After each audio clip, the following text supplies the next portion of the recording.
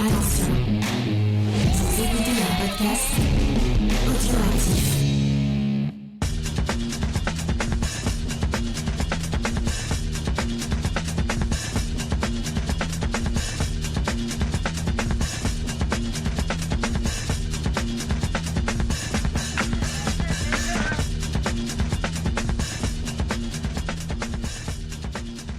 Bonjour à tous et bienvenue dans le podcast des réfracteurs. Podcast qui, une fois de plus, est placé sous le signe de Ciné-Lumette, à qui nous consacrons tout le mois d'avril. Vous le savez déjà, nous balayons sa filmographie film par film et nous approchons de la fin, car aujourd'hui on va s'intéresser à Critical Care, sorti en 1997 avec James Spader, Helen Mirren et Kiera Sedgwick. Pour m'accompagner aujourd'hui et parler fin de vie, police d'assurance et de blouson à l'effigie des Chicago Bulls, j'ai la chance de recevoir Toine. Salut Toine. Salut Grèce, c'est un plaisir d'être là pour parler d'un film méconnu de Ciné-Lumette qu'on va essayer de décortiquer sous toutes ses coutures, sous toutes ses sutures même. Ouais, oh joli, très beau. Mais avant de commencer, il faut bien rappeler comment on a obtenu le film, et comme pour tous les films de ce mois consacrés à Ciné-Lumette, le film, nous le sommes procurés par nous-mêmes. Car oui, nous aimons Ciné-Lumette. Autant vous le dire tout de suite, le film est très difficile à trouver en France, car à notre connaissance, il n'existe pas de version DVD de ce film. De version DVD française tout du moins. Avant de se pencher sur l'œuvre et de tenter de l'analyser, Toine, je te propose de me plier au petit jeu du résumé, si ça te va. Eh ben plie-toi ce petit jeu du résumé. Spike est par là, donc il faut bien que quelqu'un le fasse. Alors c'est parti, c'est pas évident, le film est pas simple. L'histoire est centrée autour de Werner Ernst, qui est un jeune interne à l'hôpital au sein de l'unité des soins intensifs, et qui se retrouve impliqué dans une bataille juridique entre deux demi-sœurs, qui se disputent les soins de leur père dans le coma. Mais se battent-elles vraiment pour les soins prodigués à leur père, ou pour sa succession, estimée à 10 millions de dollars ? Pendant ce temps, Werner doit faire face à son superviseur, un type complètement fou, qui insiste sur le fait qu'il ne doit s'occuper que de patients ayant une assurance couvrant tous les frais médicaux. Werner va-t-il pouvoir contourner l'équipe juridique de l'hôpital et faire ce qu'il y a de mieux pour le patient ? C'est un très beau résumé. Le résumé est posé. Avant de donner notre avis, on va faire un tout petit peu de contexte et expliquer où en est Ciné-Lumette à ce moment de sa carrière. Comme on a pu le voir dans nos derniers articles au podcast, Lumette, dans les années 80, il a eu tendance à explorer dans la plupart de ses films la corruption, mêlée à une certaine complaisance de la justice, que ça soit la police, par exemple dans Prince of the City ou Q&A, ou le monde de la politique dans Power, ou celui des affaires dans Guilty as Sin. Avec Critical Care, Lumette s'attaque sur le mode de la satire, on va y revenir, au monde hospitalier et au système de santé américain qui est très inégalitaire. Alors, avant de se parler du film, on va parler un tout petit peu du casting et je te propose de nous dire quelques mots sur l'interprète principal, James Spader.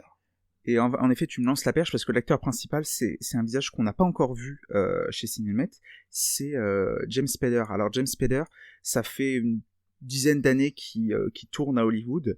Il a déjà quand même une filmographie assez sympathique. Il a déjà tourné pour Mike Nichols, pour Oliver Stone. Mais on retient surtout deux rôles à ce moment-là.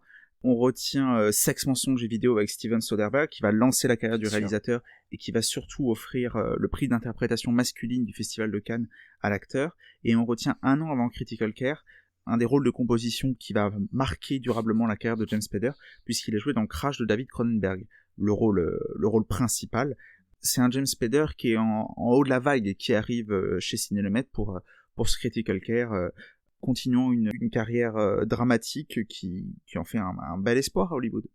Effectivement, tu as cité les grands films dans lesquels il a joué, mais c'est aussi un petit peu le Golden Boy de Hollywood, parce que on a pu le voir notamment dans Wall Street, avant Critical Care, bien avant, 10 ans avant, mais aussi il tenait le rôle principal du film Wolf, aux côtés de Jack Nicholson, ou dans Stargate, de Roland Emmerich, qui sont des films à très grand succès, qui ont vraiment installé l'acteur à Hollywood. Donc quand il tourne avec Lumette dans Critical Care, c'est vraiment un acteur de premier plan. Alors on enchaîne avec Kiera Sedgwick, qui était remarquée pour son rôle dans Né un 4 juillet, aux côtés de Tom Cruise, où elle jouait sa petite amie. Mais elle n'a pas vraiment une carrière très mémorable au cinéma, où elle a enchaîné plutôt les seconds rôles. Il faudra attendre par contre son passage à la quarantaine, où en 2005, elle a décroché le gros lot avec la série The Closer, qui va durer 7 saisons et qui fera d'elle une des actrices les mieux payées du petit écran. Mais voilà, c'est avant Critical Care, Kiera Sedgwick, c'est plutôt une actrice réputée pour ses performances dans les seconds rôles. Et enfin, on l'a dit, il y a aussi dans ce film Helen Mirren. Alors Helen Mirren, tout le monde la connaît évidemment, mais en 97, c'est pas encore la grande actrice multi-récompensée que l'on connaît aujourd'hui. On a pu la voir notamment dans le Excalibur de John Boorman, où elle jouait la fée Morgane. Et elle remporte tout de même 2 prix d'interprétation féminine au Festival de Cannes consécutifs, en 1984 et 1985, pour ses rôles dans Cal de Pat Connor et dans La folie du roi George de Nicolas Hytner. Mais c'est surtout à la télévision dans les années 90 qu'elle va connaître le succès avec la série Prime Suspect. C'est la télévision britannique, évidemment. Après Critical Care, c'est à partir de 99, avec notamment la sortie en salle de Mrs. Tingle, que sa carrière va vraiment s'accélérer, où elle va après notamment tourner avec Sean Penn ou Robert Altman, entre autres. Mais c'est son interprétation de Elizabeth II dans The Queen qui va profondément marquer les esprits et installer Helen Mirren comme l'une des plus grandes actrices de notre temps. On va pas se le cacher, son rôle est pas très important dans Critical Care. Au moment de Critical Care, c'est pas la Helen Mirren que l'on connaît aujourd'hui. Donc il faut qu'on ait une forme de recul sur l'impact que peut avoir Helen Mirren, puisque c'est vrai que c'est un petit rôle et qu'on pourrait avoir l'impression que le maître ne donne pas assez au talent d'Helen Mirren dans ce film. En fait, à cette époque-là, elle est surtout connue pour sa série télé, Prime Suspect. Et encore une fois, c'est une série qui passe en Angleterre, donc aux États-Unis, oui, elle est pas très connue. Alors bon, on a fait le tour du casting. Je pense qu'on peut s'attaquer enfin à ce dont parle le film et aborder les thématiques qui sont abordées dans Critical Care. Alors, je te propose, j'en ai listé plusieurs, je te propose qu'on les aborde une à une et tu me dis si ça te convient. Alors, la première thématique qui m'a sauté aux yeux, en tout cas, c'est dès les premières minutes du film, c'est à quel point l'hôpital me semble déshumanisé, presque high-tech. Alors on en a parlé un petit peu en off, tu m'as dit que je me fourvoyais un petit peu de ce point de vue-là. Moi, ça m'a énormément choqué. Les lits, par exemple, sont gonflables. Alors c'est une pratique courante en soins intensifs. Alors, déjà en préambule, pour ceux qui ne me connaissent pas à côté, je ne travaille pas dans le cinéma, moi, d'un point de vue professionnel, je le fais à côté de mon travail. En l'occurrence, je suis étudiant en médecine, donc je travaille à l'hôpital, donc je ne vais pas avoir uniquement un œil cinéphile sur Critical Care, comme sur à peu près tous les films qui traitent de l'hôpital. J'ai aussi mon œil professionnel qui parle. En l'occurrence, oui, il y a les lits qui sont gonflables. Alors c'est quelque chose qui est utilisé depuis les années 70. C'est pour lutter contre les escarres. Vous savez, les escarres, c'est ces fameux points d'appui qu'on évite quand on est trop allongé. Mais c'est vrai que malgré tout, pour ceux qui nous écoutent, une réanimation, ça ressemble beaucoup plus au reportage télé qu'on a pu voir pendant la récente pandémie que aux scènes en Critical Care. Il y a un côté très déshumanisé. C'est vrai que ça m'a aussi choqué. Ce côté chambre en arc de cercle, très grand, mais en même temps très vide, avec quelques machines derrière la tête comme ça. On s'attend pas à voir ça pour des lits de soins intensifs. Et ça signe déjà presque en préambule ce côté très très déshumanisé, puisque c'est dans la scène d'introduction. Et j'irais même te dire, dans la scène d'introduction, pour être passé, moi, dans des services de réanimation au cours du travail, on se retrouve avec 2 personnes, 2 soignants. Il y a personne, en fait, dans le service. Ouais, c'est ça. On a l'impression de voir personne, aucun humain, et ça joue aussi sur ce côté, on a plus l'impression que c'est quelque chose d'high-tech que quelque chose de vraiment un travail humain. Dès le préambule du film, Sidney Lumet, il nous pose directement dans le décor, il nous pose dans cette critique acide qu'il va faire du système de santé. Alors bien évidemment, on prend en référence le système de santé français, qui est évidemment pas le même que le système de santé américain, mais quand même, ça marque, ça choque, et c'est un sentiment qui va grandir au fur et à mesure du film. On a le sentiment, lorsque le film débute, d'être presque dans un monde légèrement futuriste. Alors c'est contredit évidemment par la suite, mais l'espace dans lequel ils sont, qui est dédié aux soins intensifs, il est hors du monde et hors du temps. Tu l'as dit, il y a très peu de gens autour des patients, mais il y a également très peu de patients. En tout et pour tout, je crois qu'ils parlent de 5 lits. C'est vraiment étonnant. Et alors, on n'a pas parlé d'autre chose qui est vraiment marquant dès les premières minutes, c'est l'installation que choisit Sidney Lumet. On est vraiment proche du théâtre, et on a des grands décors très blancs. J'allais dire c'est très pratique parce qu'il va s'en servir pour changer les couleurs lors des rêveries des personnages. Donc les décors sont blancs quand les médecins s'affairent autour des personnages, mais quand les personnages, les patients sont seuls et sont livrés à leur rêverie, on passe du bleu au rouge assez facilement juste par un jeu de couleurs. Mais ça donne un effet vraiment presque faux à la situation. Je sais pas si tu l'as ressenti comme ça, mais ces chambres d'hôpital, moi j'y ai jamais cru. Je me suis jamais vraiment senti dans un hôpital en fait. Ce qui est plus le cas par contre quand on se déplace dans l'hôpital, quand on va notamment dans les bureaux, là vraiment on sent qu'on est dans des endroits qui sont vivants, dans lesquels vivent des hommes, ce qui n'est pas le cas de ces chambres. Disons qu'on a plus l'impression d'être dans Star Wars que dans un hôpital ancré dans son temps. sur cette salle de réanimation. Il y a un côté, et je pense que ça assoit l'assise dramatique, mais tu l'as très bien dit avant, il y a un côté futuriste, presque décalé de la réalité dans cette réanimation, et ça va même être la base du film, ce décalage avec la réalité. On ne sait pas vraiment où on n'est pas sûr. Moi, au début, quand j'ai vu la première scène, je me suis dit, est-ce que on est sur un espèce de trip du personnage de James Spader qui rêve et tout? J'y ai pas cru à l'hôpital, en fait. C'est très perturbant sur l'introduction, mais je pense que c'est vraiment intentionnel de la part de Lumet de complètement déshumaniser d'entrée de jeu cette réanimation pour pouvoir ensuite installer ces enjeux dramatiques sur un terreau fertile, en fait. Qui va aussi dans le sens de la déshumanisation, c'est le fait que les patients ne sont jamais nommés par leur nom, ils sont toujours nommés par le numéro de lit. Alors je ne sais pas si c'est une pratique courante à l'hôpital, hein, si tes patients tu les appelles lit 1, lit 2, lit 3, mais tout le film, les patients sont nommés comme ça. C'est vraiment étonnant. Alors, officiellement, normalement, on essaie quand même d'appeler les gens par leur prénom, mais malheureusement, j'ai déjà entendu et j'ai probablement déjà dit aussi le monsieur de la 2, le monsieur de la 7, ça arrive d'entendre ça à l'hôpital. C'est d'autant plus étonnant que là, il y a vraiment très peu de patients.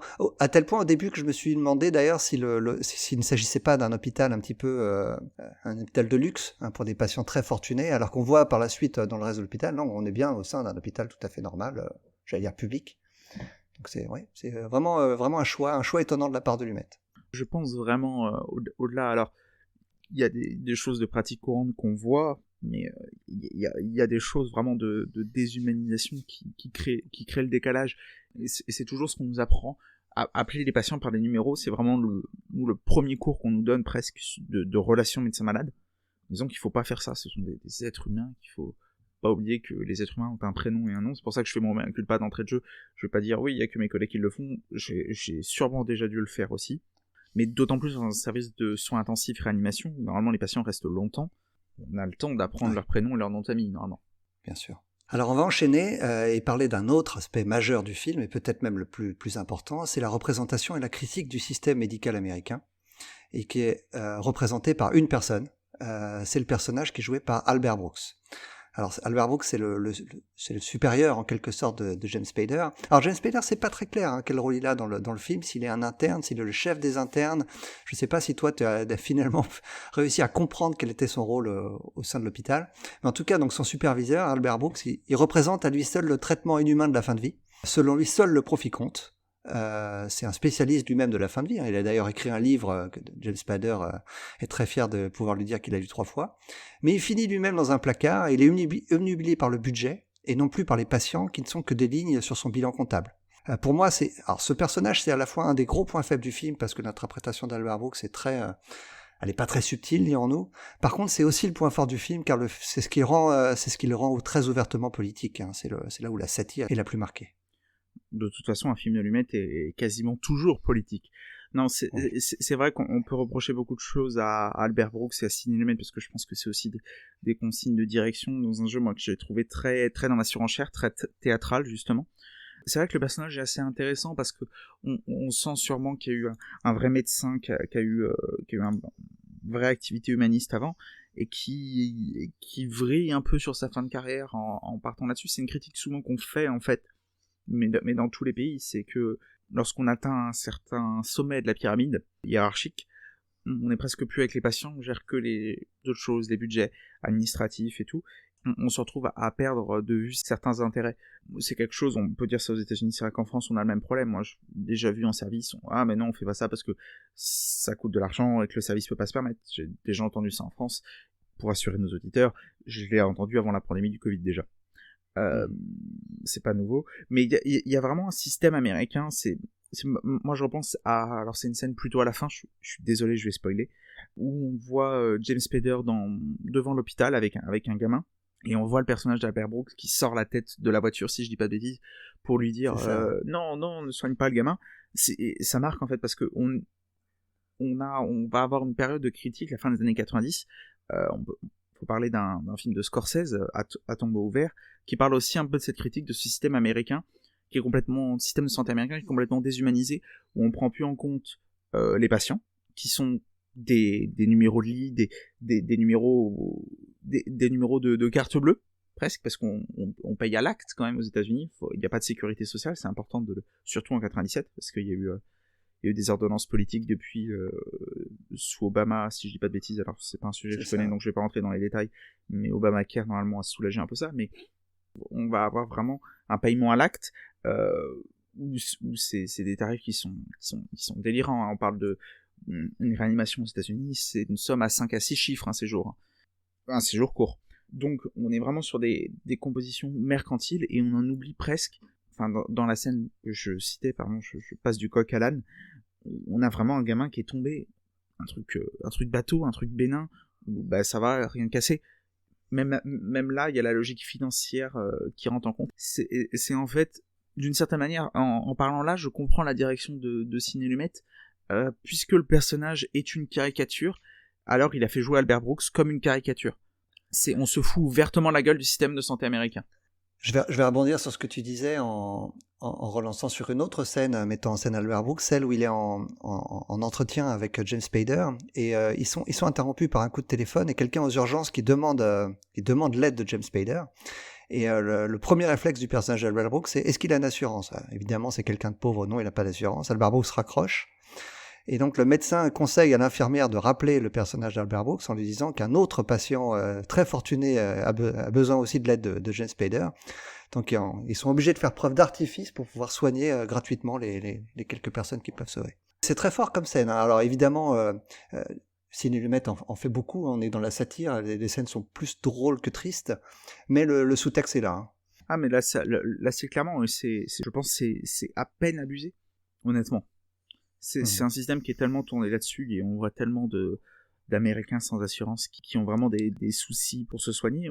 Ça me surprendrait même pas qu'elle soit pas abusée cette scène, pour le coup. Mais le film va plus loin aussi parce qu'on a ce côté-là donc où certains patients ne sont pas traités parce qu'ils n'ont pas d'assurance et il va dans le sens inverse où il parle également de l'acharnement thérapeutique autour des patients qui ont une trop bonne assurance.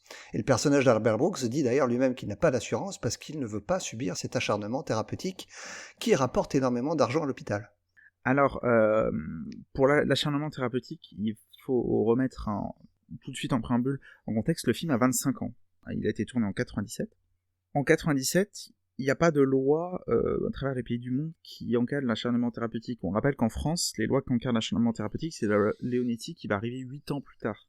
Il y a 2 modèles qui vont prédominer dans la médecine. Les années 90-2000, c'est les années de transition. On sort de ce qu'on appelle le modèle paternaliste. Le modèle où sûrement le médecin interprété par Albert Brooks a évolué, qui est celui le médecin sait, le patient écoute, subit. Et donc on refuse, en partie par ego, je pense, de lâcher. Comme on est dans un système qui réfléchit plus par son portefeuille que par son cœur et son humanisme, tant qu'il y a l'argent, on peut s'acharner sur les patients. Entre guillemets, on est sur un petit podcast, petit dans le sens rapide, on va pas être sur un détail complet du système de santé américain, mais il faut bien se dire qu'il n'y a rien qui encadre ça, il n'y a rien qui limite ça, et ça peut aller parfois très très loin. Mais ça peut aussi, en termes d'acharnement thérapeutique, d'aide en tout cas, ça peut ne pas aller loin, comme on va voir, mais je sais pas si on en parle tout de suite du personnage de Jeffrey Wright. Écoute, je te propose d'enchaîner directement sur ce personnage. Et j'avais prévu de parler de la représentation du médecin, mais tu l'as déjà dit un petit peu en filigrane. Tu as parlé du fort ego que chacun des médecins qu'on peut voir dans le film présente. Il y a quelque chose d'autre que je voulais aborder un tout petit peu avant d'aborder le personnage de Jeffrey Wright, c'est le fait que le médecin paraît livré à lui-même. Hein. Tu l'as dit, hein, on ne voit qu'un médecin et une infirmière au tout début du film pour tout un système de réanimation. Et James Spader, très souvent, on a le sentiment que toutes les décisions qu'il doit prendre, il doit les prendre seul. Est-ce que c'est aussi quelque chose qui te paraît cohérent, qui te paraît réaliste ? Alors, je pense, dans un système politique américain qui est aussi basé sur les assurances, il me semble impossible de laisser un interne, pas un médecin. On dit un interne, c'est un étudiant en médecine. Il me semble, tu m'as dit en off, il est en 2e année d'internat, donc c'est quelqu'un qui en France, ça fait un 8e année de médecine. 2e année d'internat. On ne laisserait jamais un 2e année d'internat, il le dit dans la première scène, je crois, il vient de passer 30 heures consécutives en réanimation. On laisse jamais un interne de 2e année 30 heures tout seul en réanimation. Jamais, c'est pas possible. On laisse peut-être 1 heure ou 2 à 4-5 heures du mat pour aller se reposer, mais jamais 30 heures tout seul, c'est pas possible. Il est complètement désabusé, il est complètement laissé seul, il n'a pas de supérieur qui l'encadre.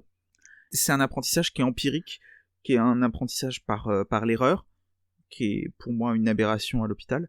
Et il y a une scène qui le montre bien, en fait, le côté qu'il est laissé tout seul, c'est la fameuse visite professorale, qui s'exerce encore aujourd'hui de cette manière-là, malheureusement, où le professeur du service défile avec tous les étudiants, qui doivent être l'équivalent des externes, donc ce que je suis, c'est-à-dire en France entre 4 et 6e année. C'est la visite professorale où il leur donne la leçon devant le patient, et James Spader est là, et complètement désabusé devant ça, où il sait pas quoi faire, parce que il y a tout cet échange avec ce médecin là-dessus qui refuse de lui parler. Il n'a pas de hiérarchie si ce n'est Albert Brooks, et il est seul avec ses emmerdes, avec ses questionnements. Il doit prendre des responsabilités qu'il ne devrait pas avoir à prendre, et qui vont lui porter d'une certaine manière préjudice.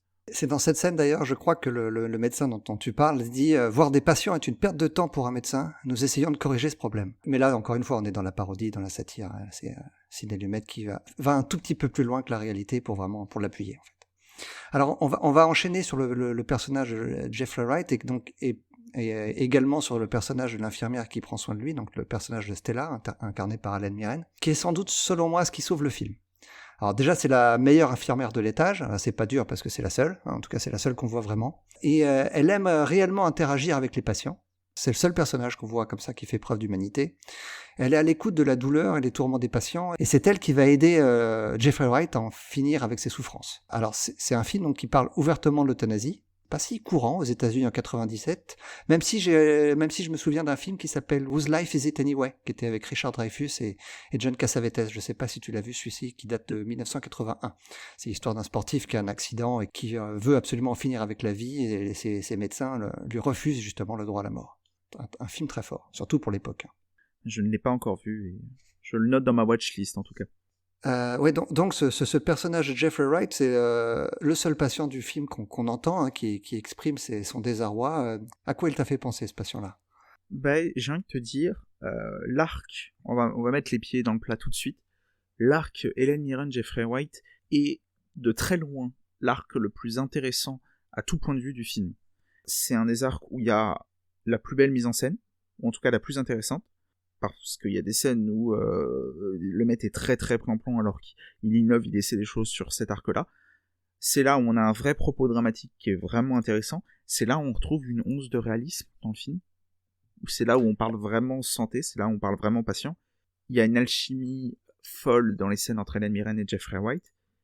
Et puis ça parle vraiment de messages de vraies choses fortes, d'euthanasie.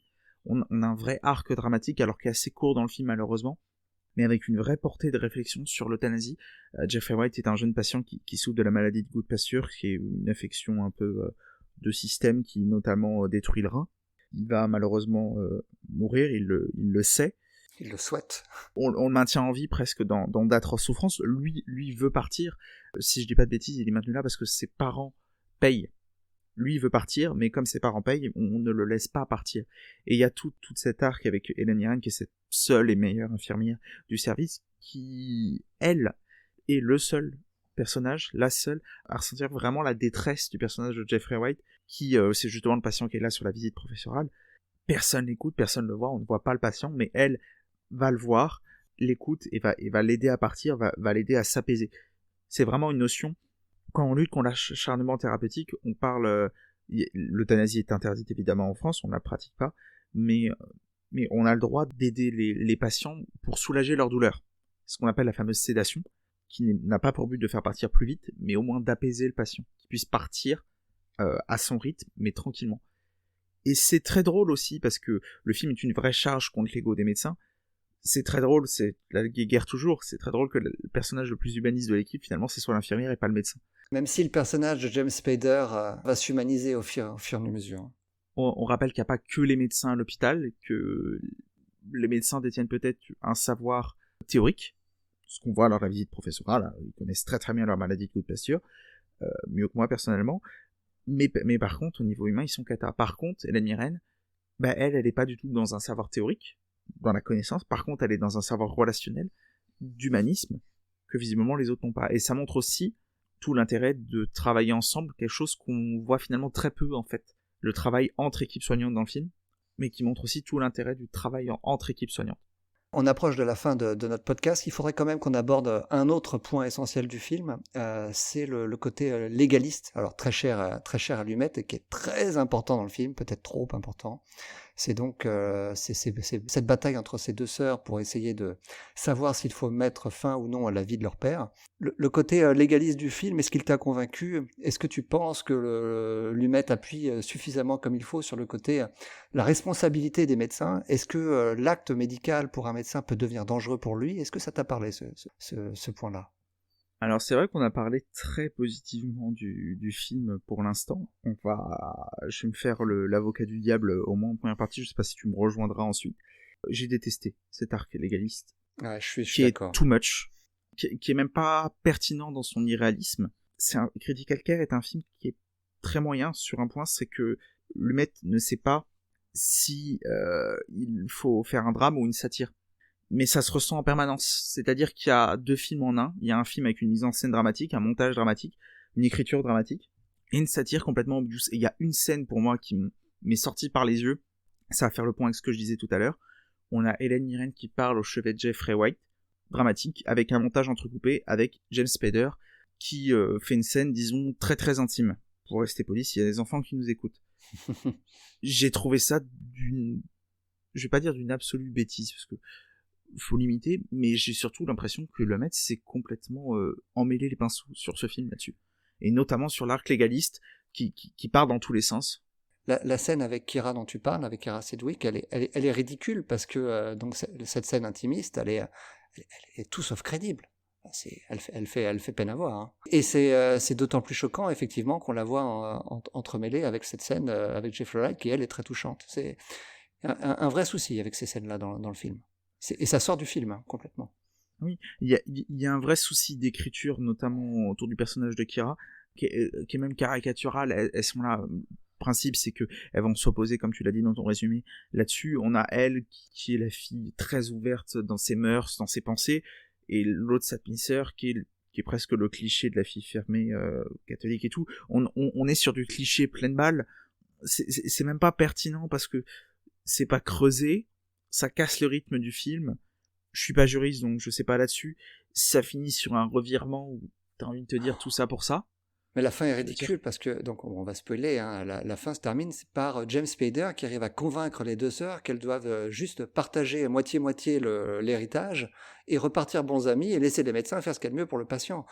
C'est vraiment comme tu le dis, tout ça pour ça. Hein. C'est d'une tristesse absolue. Hein. On est très loin, alors je vais faire un lien avec un autre film de Sidney Lumet qui parle également de problèmes légalistes liés à la fin de vie, c'est Le Verdict, dont on vous avait parlé avec notre compère Spike dans un podcast précédent. Le Verdict, donc avec Paul Newman, qui lui s'intéressait vraiment au sort qui était réservé à quelqu'un dont justement les soins n'étaient pas prodigués, et un avocat qui se battait pour que justice soit faite à ce patient. On est à l'opposé de ce film-là. Là, on est vraiment plus dans le ridicule que dans le sérieux du Verdict. C'est ça, et la comparaison avec Le Verdict a fait mal. Le Verdict, très, très bon film, j'étais pas là pour vous écouter là-dessus, j'ai pas encore écouté ce que vous avez dit dessus, mais au moment où on enregistre, mais c'est un très bon film justement parce qu'il essaie de garder une forme de justesse. Là je sais pas on est à la fin des années 90, s'il a un regard plus désabusé sur le système judiciaire, s'il veut se foutre ouvertement de la gueule du système médical et du système judiciaire là-dessus, j'avoue que c'est pas quelque chose non plus qui m'a marqué, qui m'a transcendé. Mais vraiment, en fait, je vais réinsister là-dessus, mais j'ai l'impression que le film s'en mêle les pinceaux, quoi. Il sait pas sur quel pied danser, il sait où aller, mais il sait pas comment aller, en fait. Il sait pas s'il doit y aller avec finesse, s'il doit y aller avec lourdeur, pour critiquer la chose. Et au final, le film perd son sens, parce qu'on en a parlé pendant très longtemps au début du podcast, sur toute la critique du système de santé, qui est pas inintéressante sur le papier. Encore une fois, on a quand même Sidney Lumet qui en parle. On n'est pas sur le dernier des faquins quand même. On a quelqu'un qui a un peu regard critique dans son cinéma. Mais le pouvoir de cette critique, elle se perdrait presque. J'aurais préféré voir un court-métrage avec juste les scènes entre Hélène Mirren et Jeffrey White. Juste un court-métrage sur leur scène à eux. J'aurais trouvé ça beaucoup plus fort que le long-métrage qu'ils nous livrent aujourd'hui. Selon moi, Critical Care présente plusieurs problèmes. Montrer des humains en état de mort cérébrale ou dans une telle faiblesse physique ou psychologique ne suffit pas pour réaliser un bon long-métrage. Les personnages passent leur temps à faire des diatribes ridiculement longues sur les raisons pour lesquelles ils font ce qu'ils font. La caméra ne sort presque jamais de l'hôpital, et lorsqu'elle le fait, c'est pour des scènes tout aussi gênantes autour du personnage de Keira Sedgwick, que seul cet idiot de Spader n'a pas perçu comme étant une manipulatrice. Le film, cependant, présente un certain intérêt pour sa dénonciation d'un système, dans lequel même la mort est estampillée d'une étiquette de prix. Mais pour le coup, on pourrait en parler de la mise en scène, on l'a évoqué brièvement, toute la partie fantasmagorique. Moi, j'aime pas du tout ces scènes-là, mais peut-être que tu veux en dire quelque chose, je sais pas. Il y a dans toutes ces scènes fantasmagoriques, surtout en fait, c'est les seules. Je trouve le film assez plan-plan, assez inintéressant en termes de mise en scène, dans le sens où Sidney Lumet fait le taf, sans plus. Mais il y a dans ces quelques scènes fantasmagoriques des vraies idées de mise en scène. Sur la translation, sur le délire du personnage de Jeffrey Wright, il y a des vraies idées. C'est alors on aime ou on n'aime pas. Il y a un côté très, très catholique par contre de ce point de vue-là, parce que tu parles de ces délires, effectivement il voit un personnage qui joue quelque part le bras droit du diable, et parallèlement à ça, James Spader, lui, il trouve refuge auprès du personnage interprété par Anne Bancroft, dont on n'a pas parlé, qui est une nonne vraiment habillée de manière très ostentatoire, dirais-je. Je ne sais pas si vraiment c'est ce qu'on peut trouver dans les hôpitaux américains, ostentatoire dans le sens très... c'est la vraie nonne, quoi. J'ai été gêné, moi, par ces scènes-là. C'est peut-être mon côté très athée. Et c'est vrai qu'on est aux États-Unis. Hein. Je t'avoue, limite presque, c'est des choses... Le côté religieux, moi, je l'ai comme intégré. C'est une représentation, j'imagine, facile, surtout aux États-Unis, qui est un pays, j'ai l'impression, qui est très croyant, moi, de mon regard depuis ma France. J'ai l'impression que c'est un pays qui croit beaucoup. Je l'ai plus vu avec une portée symbolique, le côté religieux, qu'une vraie portée cléricale, portée religieuse dessus, pour le coup. Je sais pas si c'est comme ça que tu l'as perçu, toi, ou pas. Vraiment, je sais pas quoi vraiment faire de ces scènes-là. Le personnage d'Anne Bancroft, pour moi, n'apporte absolument rien, donc je sais pas pourquoi il est là. Bon, écoute, je te propose qu'on arrête là. Et évidemment, c'est la tradition des réfracteurs. Il faut qu'on se quitte en donnant une note au film. Alors, je te laisse la primauté du choix. Quelle note as-tu envie de donner à ce Critical Care ? J'ai dit que c'était un film moyen avec une moitié réussie, une moitié ratée. Donc, puisque c'est un film qui, pour moi, coupe la poire en deux, je vais couper la poire en deux et ça sera un 5 sur 10 pour moi. Eh bien, écoute, j'oscillais de mon côté entre 4 et 5. Et donc, je vais être magnanime et je vais te rejoindre sur la note de 5 sur 10. C'est pas un très grand film, mais c'est pas un film dénué d'intérêt quand même pour le sous-texte. Mais bon, il faut passer outre les gros défauts du film. Bien, on arrive vraiment à la fin de notre mois Ciné Lumet. Il nous reste 3 films à traiter. Par contre, c'était notre dernier film que nous traiterons en podcast. Donc, si vous voulez savoir ce que l'équipe des réfracteurs pense des 3 derniers films de Ciné Lumet, qui sont Gloria, Jugez-moi coupable, et 7h58 ce samedi-là. C'est moi qui ai pris la plume et il est déjà dans la boîte au moment où on enregistre, donc j'espère que ce dernier article sur ce dernier film, Lumet, vous plaira. J'ai fait exprès d'oublier le titre pour te lancer justement dessus. On va se quitter en se faisant comme d'habitude des bisous à nos auditeurs. Et est-ce que tu as une idée du genre de bisous que nous pourrions faire à nos auditeurs pour ce dernier podcast consacré à Ciné Lumet ? J'allais te proposer des bisous hospitaliers. Ouais, voilà, très bien. En plus, le film donne vraiment envie de passer un séjour à l'hôpital, donc bon choix. Oui, voilà. Donc des bisous hospitaliers à tout le monde, et puis j'espère ne pas vous voir en réanimation, ou en tout cas avec des blouses blanches à côté de moi. Ça sera mieux. Eh bien écoutez, on vous laisse, et à bientôt et pour la fin de ce mois Ciné Lumet. Et sinon, on se retrouve sur le site dès le mois de mai pour reprendre un rythme plus normal. À bientôt. À bientôt.